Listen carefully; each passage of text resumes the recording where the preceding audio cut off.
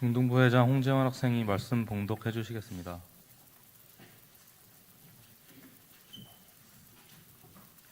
오늘 우리에게 주시는 말씀은 신약성경 마태복음 20장 1절에서 16절 말씀입니다.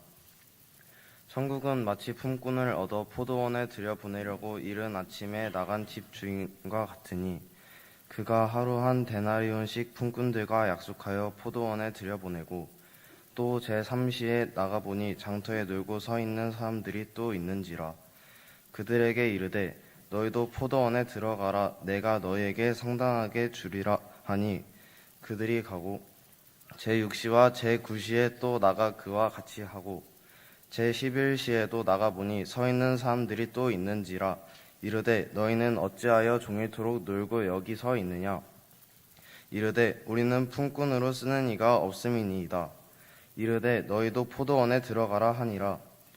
저물매 포도원 주인이 청지기에게 이르되 품꾼들을 불러 나중 온 자로부터 시작하여 먼저 온 자까지 삭을 주라 하니 제11시에 온 자들이 와서 한 데나리온씩을 받거늘 먼저 온 자들이 와서 더 받을 줄 알았더니 그들도 한 데나리온씩 받은지라.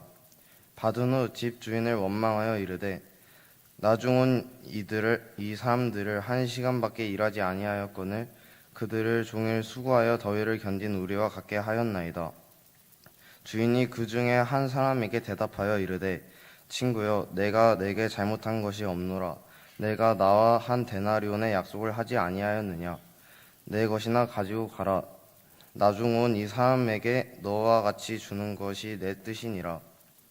내 것을 가지고 내 뜻대로 할 것이 아니냐. 내가 선함으로 내가 약하게 보느냐. 이와 같이 나중된 자로서 먼저 되고 먼저 된 자로서 나중되리라. 아멘.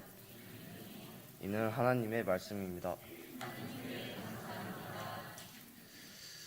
오늘 창조절 10번째 주일이고 또 학생회 창립 76주년을 기념하는 주일입니다. 학생회가 탄생된 지 76회가 된 주일 예배입니다. 우리 교회 학생회가 이처럼 오랜 역사를 이어올 수 있도록 지켜주신 하나님께 진심으로 감사하고 또 우리 학생들 또 성도 여러분들이 이것을 깊게 기억하는 예배 시간이 되시기를 바랍니다. 또 이런 축복이 오늘 예배에 참여한 우리 미래 세대인 학생들에게는 더 크게 임하리라고 믿습니다. 오늘 예배를 진행하는데 순서를 맡은 우리 담당자들을 제가 이렇게 지켜보고 듣고 있으면서 가슴이 매우 감동적이고 또 짙은 울림이 있는 것을 고백을 합니다. 우리 부모님들이 다 교회에 출석하고 있는 오늘 예배 인도를 하신 학생들입니다. 부모님들이 아마 속으로 얼마나 감사하고 기쁠까 또 생각을 해보았습니다. 얘들이 언제 이렇게 커가지고 목소리가 완전히 어른들이네. 어른들이에요.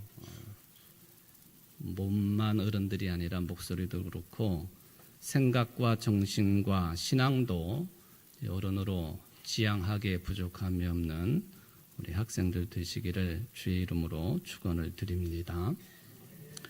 예수님께서 공적인 생애를 시작하시면서 처음으로 하신 말씀이 회개하라, 천국이 가까이 왔다입니다.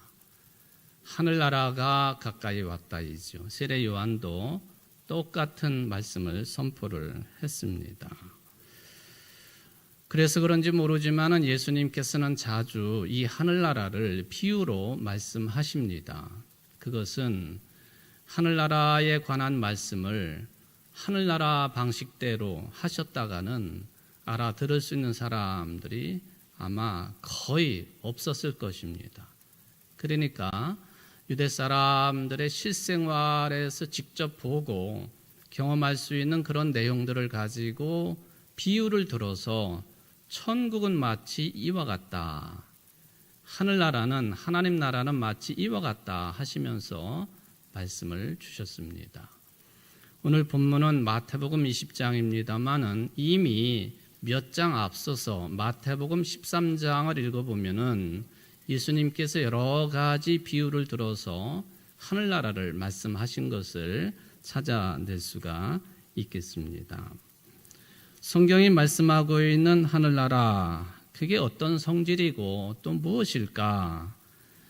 마태복음 13장에 주신 비유 가운데 보면 겨자씨의 비유가 있지요.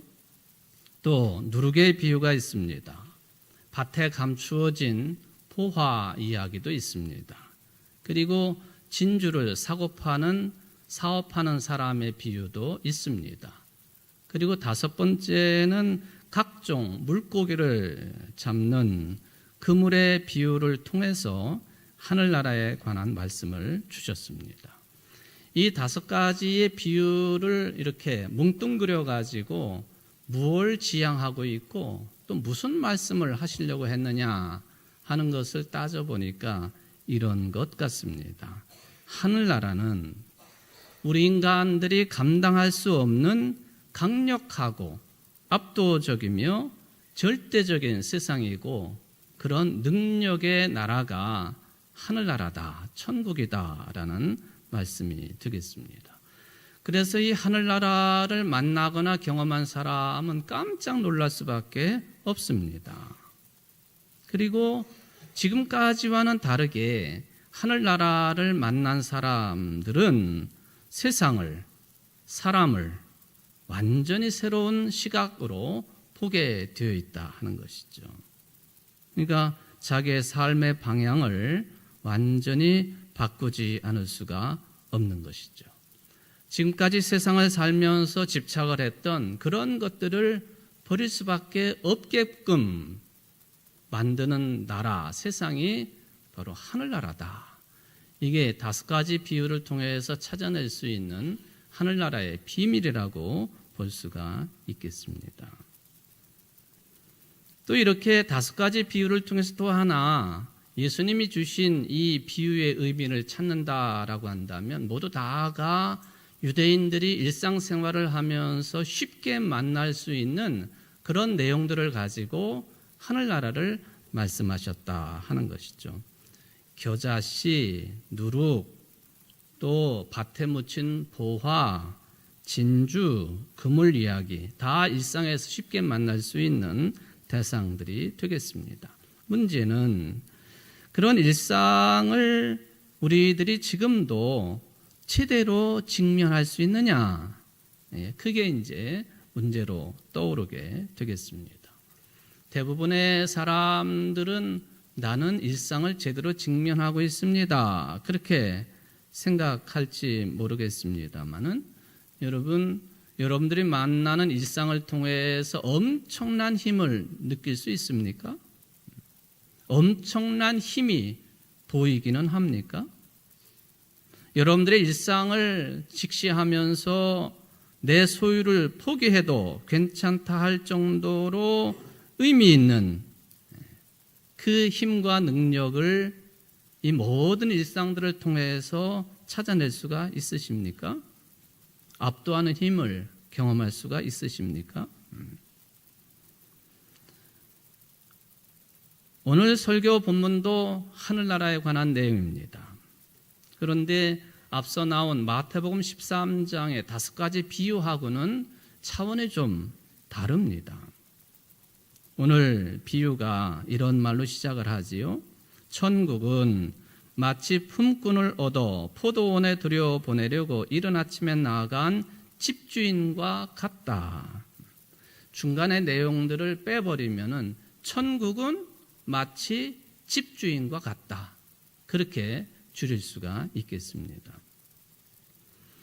포도원 이야기가 나옵니다. 신명기서 8장에 보면은 팔레스틴 땅은 여러 가지 주산물들이 있는데 그 중에 하나가 포도예요. 그리고 밀과 보리도 납니다. 무화과도 납니다. 석류도 납니다. 그리고 올리브 기름과 꿀이 생산되는 땅이고 신명기서 8장에서 말씀하시기는 그 땅은 먹을 것이 모자라지 않고 아무것도 부족함이 없는 땅이다. 배불리 먹고 주님을 찬양할 수 있는 땅이다. 지금도 이 가나안 땅, 팔레스틴 땅은 젖과 꿀이 흐르는 땅이라고 하는 별칭을 가지고 있기도 합니다.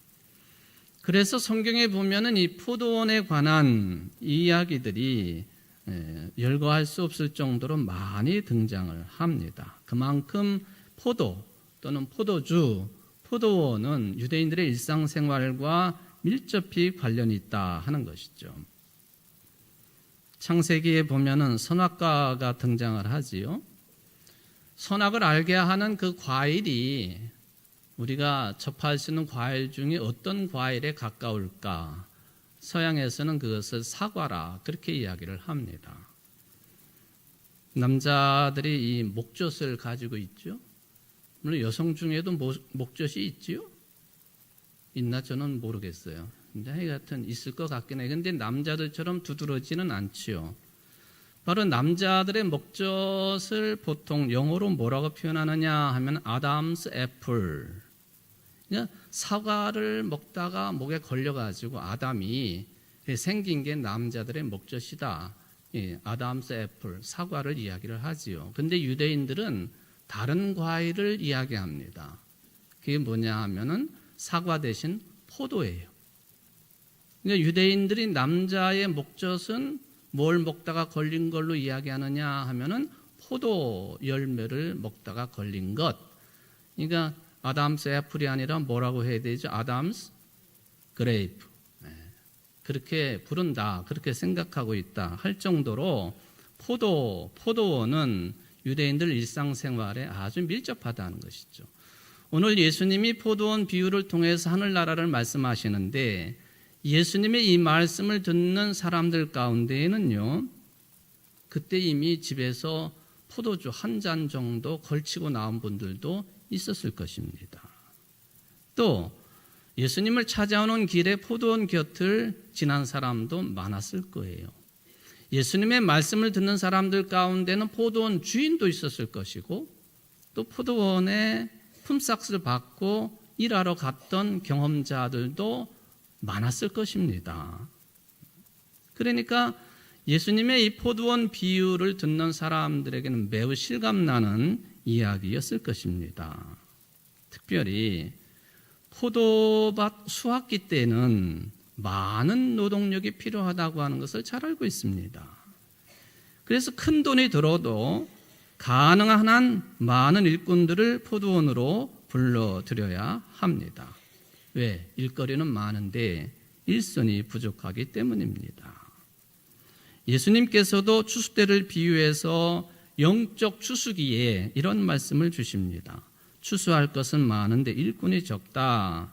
그러므로 너희는 추수하는 주인에게 일꾼들을 그의 추수밭으로 보내시라고 청하여라. 마태복음 9장 37절 말씀입니다. 추수 때의 긴박성, 영적인 추수 때 종말의 긴박성을 잘 보여주고 있는 예수님의 말씀입니다. 따라서 포도원 주인은 그때가 되면 사방에서 일꾼들을 찾게 되어 있습니다. 모든 곡식, 농작물 또 과수들의 추수가 다 마찬가지지만은 특히 이 포도는 수확 시기를 놓쳐서는 안 되는 과일입니다. 정확한 때 해야 됩니다. 설 익어도 안 되고 너무 익어도 안 되는 거죠.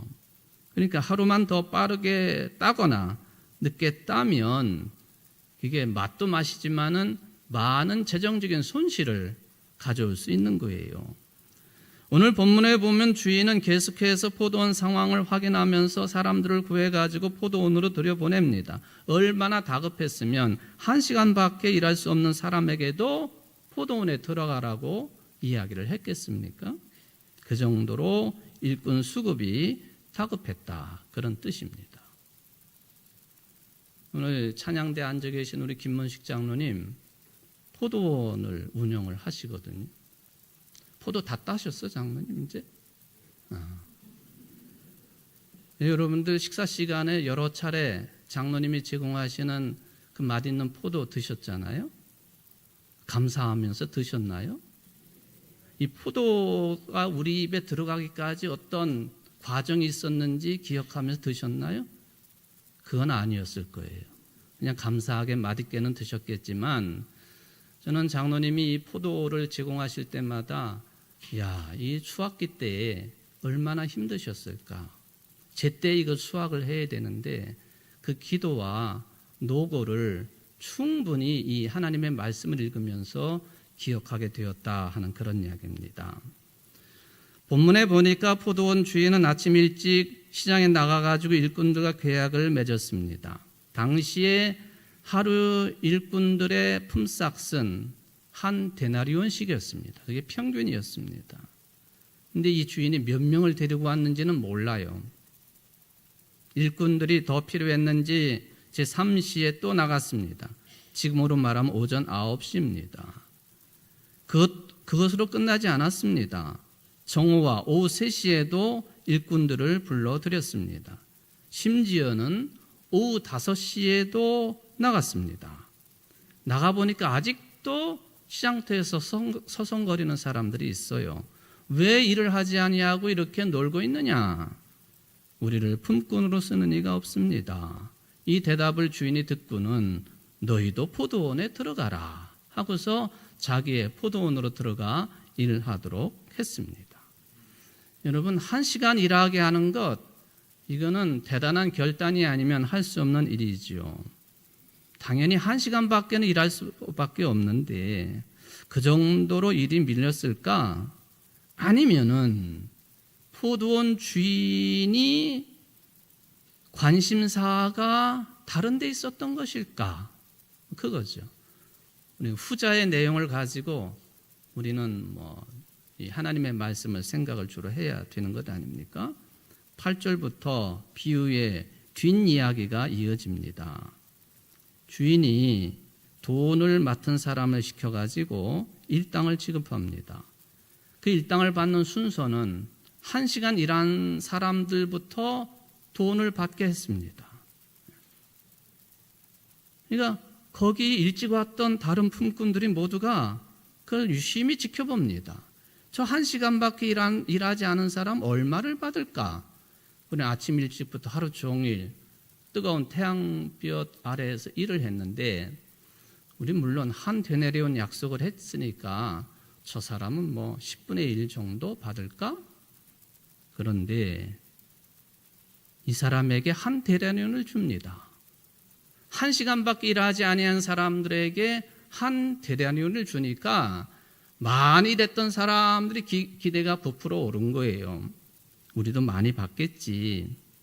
그런데 하루 종일 일한 사람들도 약속대로 한 데나리온씩 주었습니다.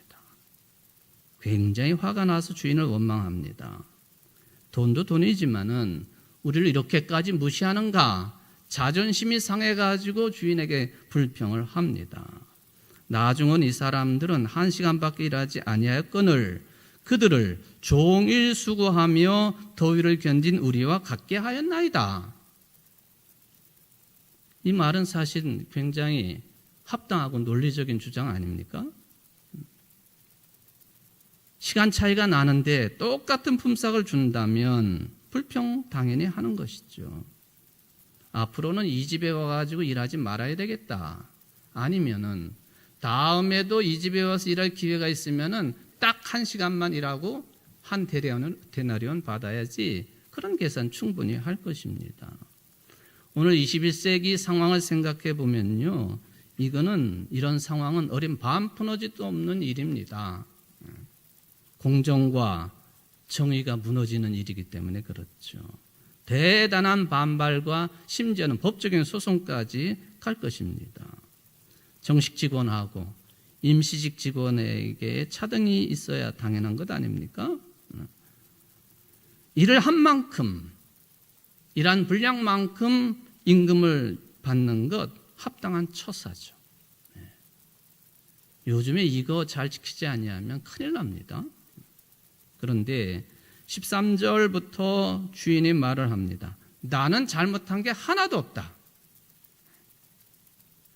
온종일 일한 사람과 맺은 계약 본래 한 데나리온 아니었느냐? 그러니까 나는 위반한 게 없어. 그런데 그것보다도 이게 주인을 천국이라고 말씀하셨으니까 천국의 주인은 하나님 아니십니까? 하나님이 어떤 마음을 가지고 계신가 하는 것을 이 주인의 일처리를 통해서 확인할 수 있습니다. 주인이 볼 때에 하루 종일 일한 사람뿐만 아니라 1시간 일한 사람도 역시 가족을 부양하려면 하루 일당 한 데나리온이 필요한 거다. 그러니까 10시간 일한 사람이나 1시간 일한 사람이나 한 데나리온 일당을 주는 거예요. 주인에게 불평을 쏟아놓은 사람들, 나보다 못한 인간이 나와 똑같은 대우를 받는다고 하는 사실을 주목한 거죠. 그런데 주인은요, 모든 사람들이 똑같이 한 데나리온 필요하다고 하는데 주목한 거예요. 이 관점의 차이입니다. 이게 하나님과 우리 인간들의 본질적인 차이이기도 합니다. 세상과 사람을 바라보는 눈이 완전히 다른 거예요. 경쟁과 승리에만 마음을 두는 사람이 있고 이 삶 자체에 마음을 두는 사람이 있게 마련입니다. 우리가 여러분들이 살고 있는 이 자본주의 체제는요, 삶 자체에 대한 생각 유면하게 만들지 않습니까? 우리나라 정당 가운데 기본소득당이라고 하는 정당이 있지요. 국회의원이 한 사람밖에 없어요. 누군지 아시죠? 그런데 이 정당의 목표가 뭐냐 하면은 모든 국민에게 일정한 금액을 매월 제공한다고 하는 거예요. 뭐 어쨌든지 간에 모든 사람들에게 기본소득을 보장해 준다고 하는 목표, 그게 얼마나 현실성이 있는지는 모르겠어요. 공중부양을 하는 어떤 대통령 후보되었던 사람은 몇 억씩 준다고 하지 않았습니까? 얼마나 현실성이 있는지 모르겠어요. 그런데 그 주장하는 가치, 그 가치는 어떻게 보면은 오늘 본문의 가치와 비슷하게 놓고 볼 수 있고 해석할 수 있는 내용이면은 분명하다 하는 것이죠. 인간이 인간답게 살려면 최소한 하루 3끼는 보장돼야 된다. 그런 내용이죠. 15절에 주인은 전곡을 찌르는 말을 합니다. 내 것을 가지고 내 뜻대로 할 것이 아니냐? 내가 선함으로 네가 악하게 보느냐? 새번역, 공동번역, 가톨릭 성경 다 비슷한 투입니다. 내 것을 가지고 내 뜻대로 할 수 없다는 말이요? 내가 후하기 때문에 그것이 당신 눈에 거슬리요? 내 것을 내 마음대로 처리하는 것이 잘못이란 말이요? 내 후한 처사가 비위에 거슬린단 말이요? 내 것을 가지고 내가 하고 싶은 대로 할 수 없다는 말이요? 아니면 내가 후하다고 해서 시기하는 것이요? 메시지라고 하는 성경은 조금 다르게 번역했어요. 내 돈으로 내 마음대로 할 수도 없단 말이요? 내가 후하다고 해서 당신들이 인색해지려는 것이요? 그렇게 해석을 합니다. 그런데 여러분, 내가 선함으로 네가 악하게 보느냐 하는 이 말씀은요, 2000년 전에 포도원 노동자들만이 아니라 저와 여러분들에게도 선포되어지는 예수 그리스도의 복음의 말씀이고 하나님의 말씀입니다. 무슨 뜻이냐 하면은 내 마음에 들지 않는다고 해가지고 나와 이익이 충돌한다고 해가지고 하나님의 정의와 공의를 나는, 여러분들은 불편하게 생각한 적은 없으십니까? 있지요. 많아요. 사랑을 독차지 못한다고 해가지고 속상해합니까? 나만 특별 대우를 받지 못한다고 해서 억울하지는 않습니까? 억울하지요. 대부분의 인생들이 그렇지 않습니까? 그러니까 오늘 이 주인이 전곡을 찌르는 이 말은 저에게 주시는 말씀이고 우리들에게 하시는 말씀이다. 그럼 도대체 왜 대부분의 사람들은 이렇게 생각을 하고 그런 말을 내뱉을까? 왜 불평을 할까? 오늘 제목이 제시하는 것처럼 그거는 하나님의 선하심이 무언지를 모르기 때문에 그런 원망과 불평을 한다는 것이죠. 하나님의 선하심이 무엇인지를 모르기 때문에 늘 불평하고 원망한다는 거예요. 비교한다는 거예요. 시편 34편 8절에 보니까 너희는 여호와의 선하심을 맛보아 알지어다. 그에게 피하는 자는 복이 있도다. 아주 여호와의 선하심을 맛보라고 합니다. 그래서 알라고 합니다. 그리고 여호와께 피하는 자는 복이 있다고 하십니다. 여러분, 하늘나라를 제대로 이해하려고 한다면요, 하나님의 선하심을 맛보아 아셔야 됩니다. 어떻게 할 수 있을까?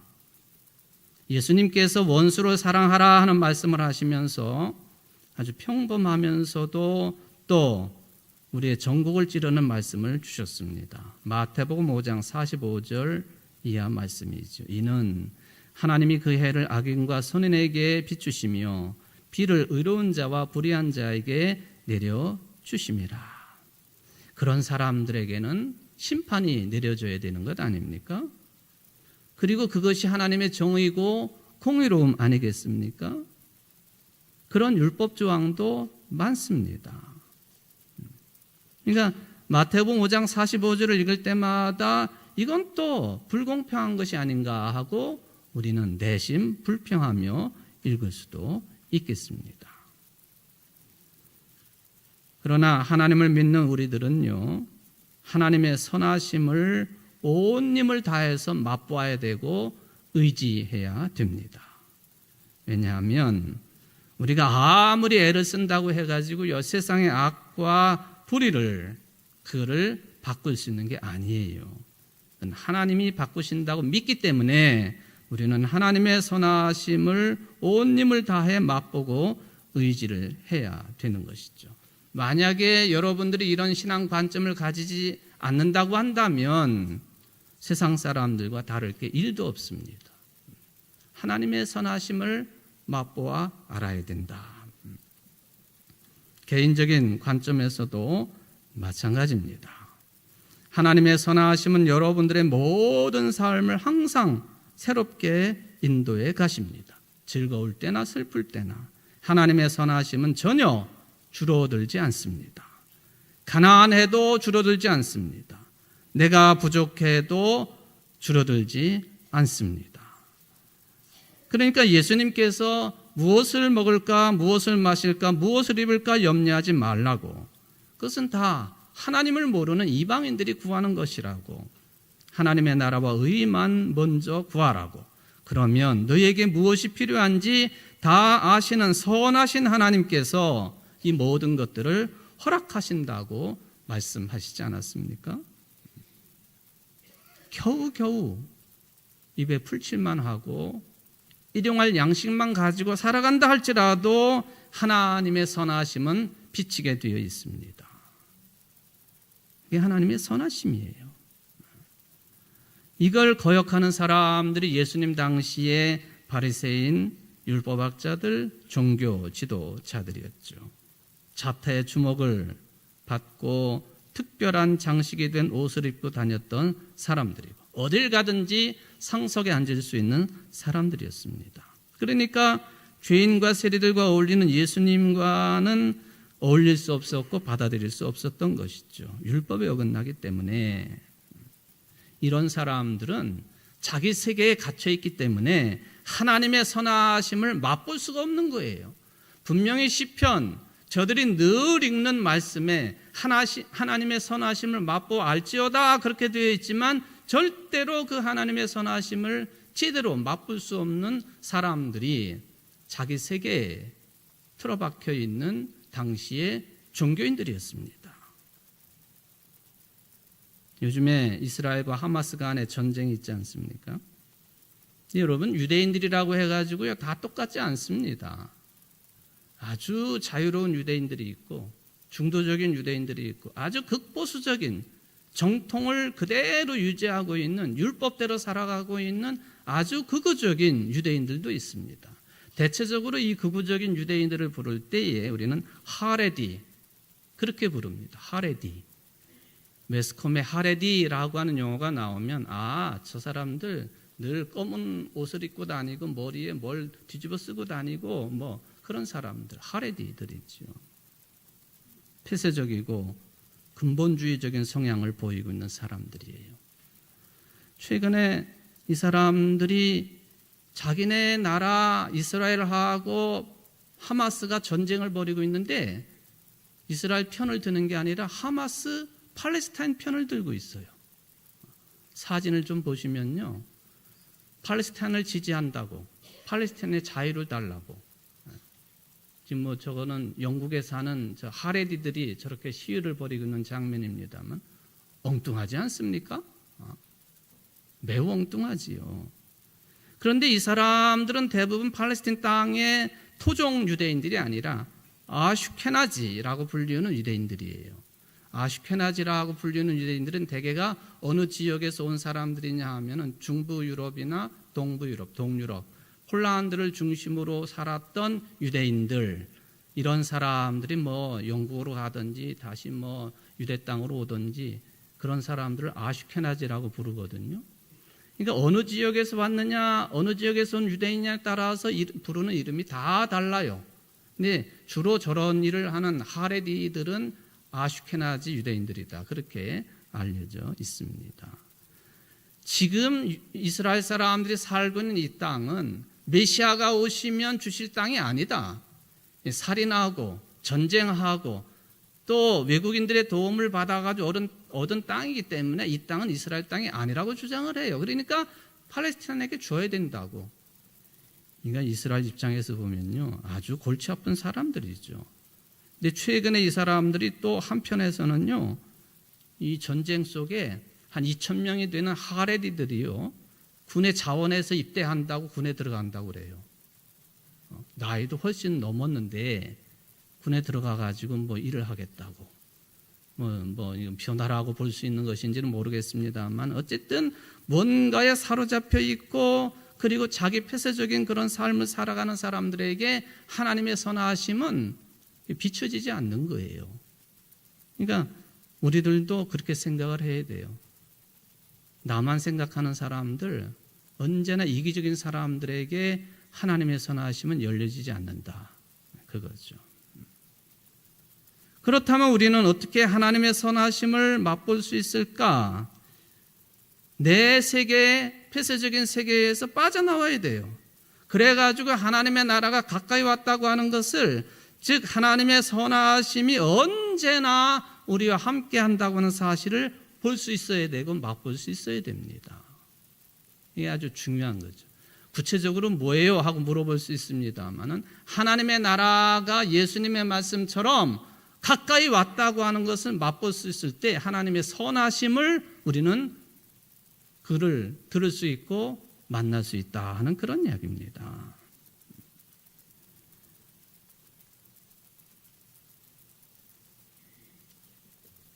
이것이 예수님께서 천국이 가까이 왔다라고 말씀하신 이유라고 저는 생각을 합니다.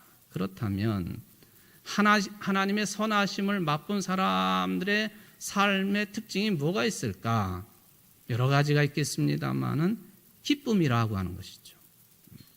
겨자씨, 누룩, 값진 진주, 그물 이야기, 이 사람들의 마지막의 모습은 기쁨입니다. 영적인 현상이지요.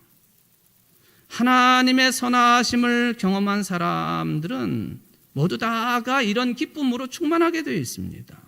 그래서 즐겁게 노래하고 찬송하고 예배를 드리는 것이죠. 오늘 본문에 보십시오. 품삯을 더 받을 것이라고 예상했던 사람들이 불평을 하지 않습니까? 주인이 불공평한 것으로 보였기 때문에 불평을 합니다. 물론 그들도 1시간 일하러 온 사람들의 절박한 심정을 모르지는 않았을 거예요.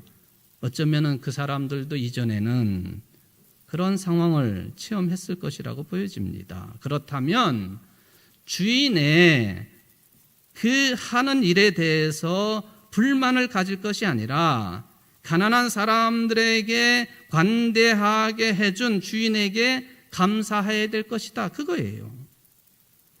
경제적인 관점에서만 본다면 불평은 이유 있는 불평이지만 신앙적인 관점에서 본다면 불평할 것이 아니라 기뻐해야 되고 오히려 감사해야 된다는 거예요. 비슷한 경우가 누가복음 15장에 있는 탕자의 비유죠. 죽었다가 살아난 탕자, 아버지는 온갖 것을 베풀어 가지고 잔치를 베풀어 주지 않습니까? 그런데 밖에서 일하러 들어온 큰형, 형은 불평합니다. 아버지가 내가 곁에 있으면서 그렇게 열심히 일을 했건만 언제 한번 염소 새끼 한 마리 잡아가지고 잔치를 차려준 적이 있습니까? 그런데 이러실 수가 있으십니까? 잔치에 들어가지도 않고 나가버렸어요. 형은 오히려 아버지, 동생을 용서해준 아버지, 이거 기뻐해야 되고 감사해야 되는 것이에요. 이 두 비유, 포도원 주인이나 탕자의 아버지, 모두 다 하나님을 가리키는 것 아닙니까? 하나님은 관대하시고 자비로우신 분이시다. 그러니까 이 관대하시고 자비로우신 하나님 그 만난 사람들은 기뻐해야 되고 즐거워야 되는 거예요.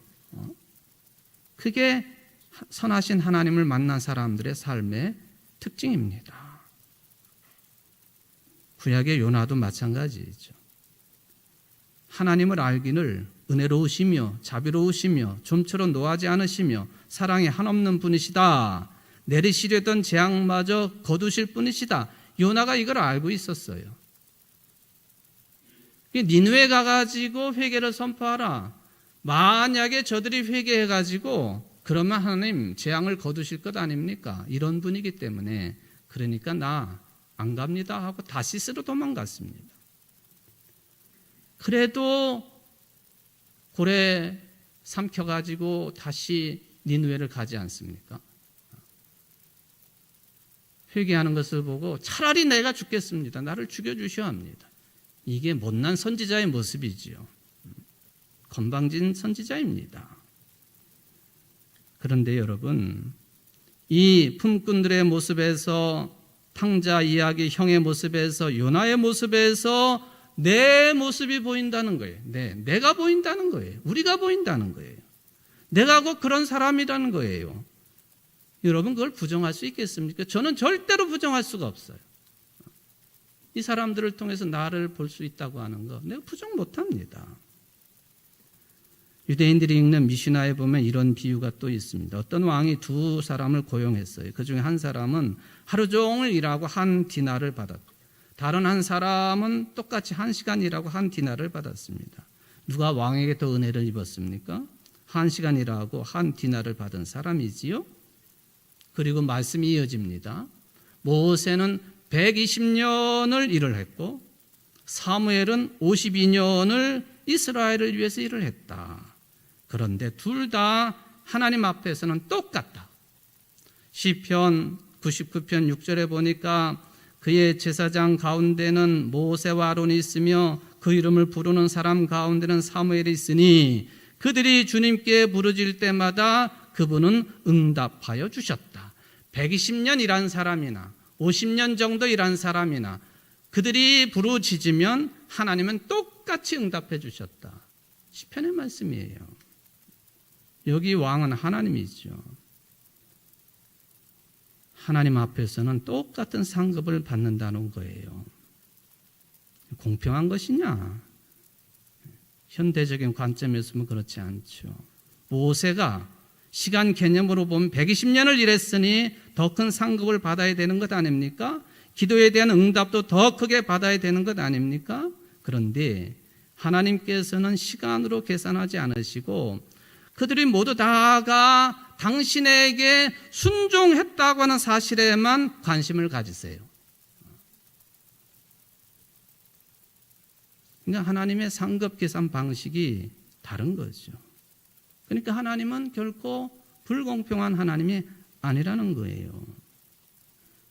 예수님의 비유하고 이 왕의 비유가 너무 비슷하지 않습니까?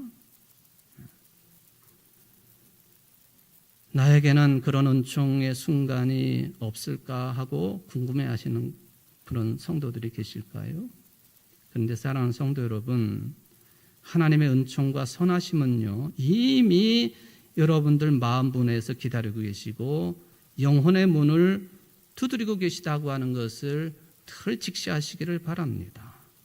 다만 여러분이 세상 소리에 너무 휩싸여 있고 수고하고 무거운 짐을 지면서 여러 가지 걱정과 근심이 휩싸여 가지고 하나님이 선하신 그 하나님이 두드리는 그 문 두드리는 소리를 못 들을 뿐이에요.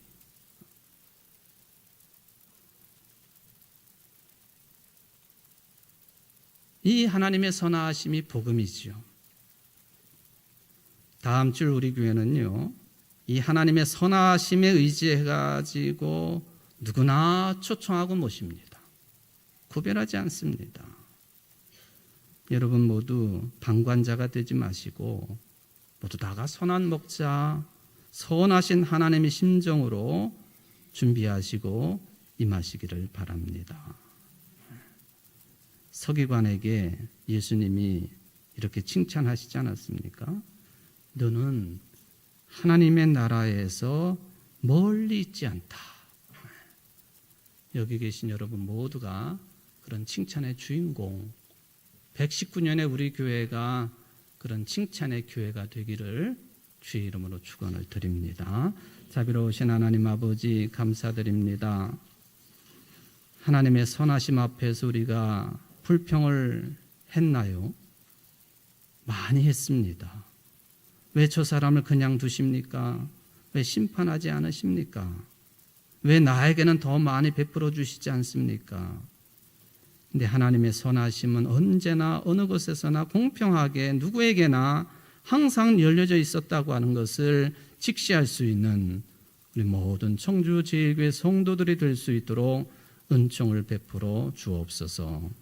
하나님의 선하심 앞에서 감사하게 하시고 기쁨의 삶을 잘 살아갈 줄 아는 우리 모두가 될 수 있도록 성령 충만함을 허락하여 주시옵소서.